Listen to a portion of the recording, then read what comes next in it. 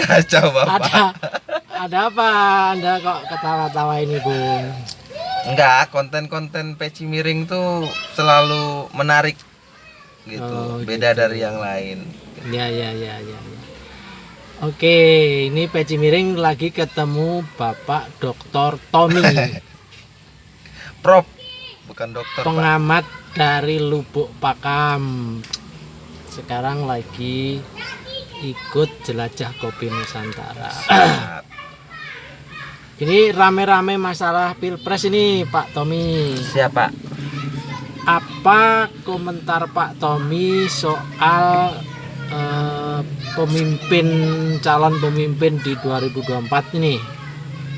Kriterianya seperti apa sih?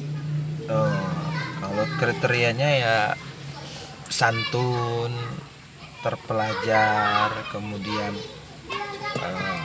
punya track record yang jelas, pastinya punya kendaraan politik Pak untuk mencalonkan kan. Karena itu kita butuh kan sistem kita presiden threshold itu kan. Ya, jadi salah satu syarat pentingnya punya Kendaraan politik, diusung oleh partai politik. Terus kira-kira apakah soal elektabilitas juga penting? Elektabilitas penting, cuman itu nomor 2 bagi saya.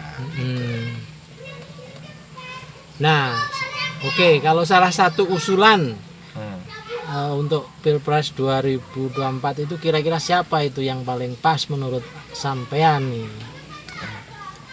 Kalau secara pribadi ya Pak, gitu. Yang pas itu yang jelas punya kendaraan politik, salah satunya Pak Erlangga Hartarto. Kemudian kalau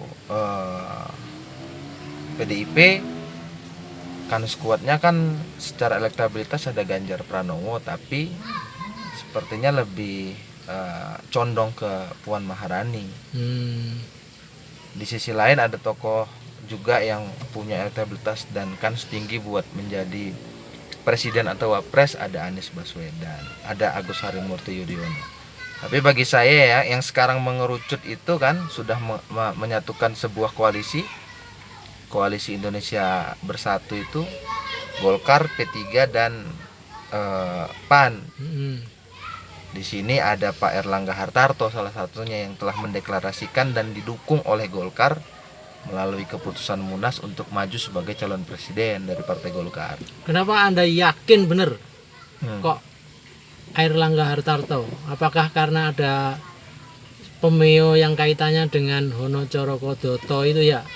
Apa itu Pak? Hartarto. Jadi presiden tuh ada huruf to-nya, o-nya gitu-gitu loh. Cokot ular ora kroso maksudnya Pak? Bukan ya. Notonegoro itu ya? Notonegoro, ya.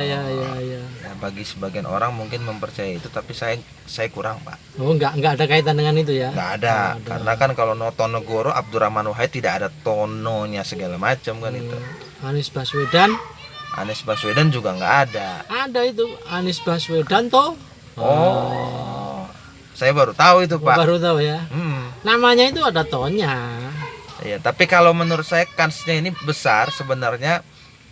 Ini analisis ngawur dan analisis orang-orang yang biasa-biasa lah Pak.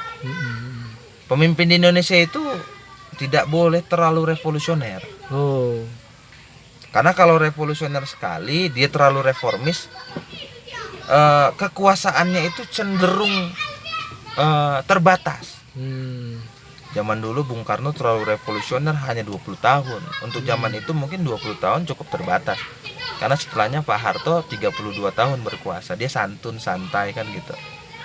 Kemudian ada yang revolusioner di bidang teknologi, Habibie. Ada yang revolusioner juga pemikiran dan tindakannya, Abdurrahman Wahid, hanya sementara kan gitu. Bu Mega bagus tapi terlalu banyak diam pada waktu itu.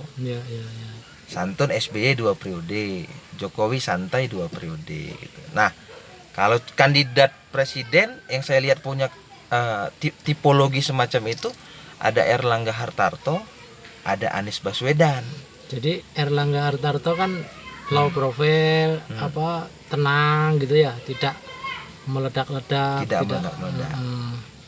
Ya. Tapi ada persoalan miring itu kemarin, ada isu soal punya istri lagi dan lain, itu nggak ngaruh ya?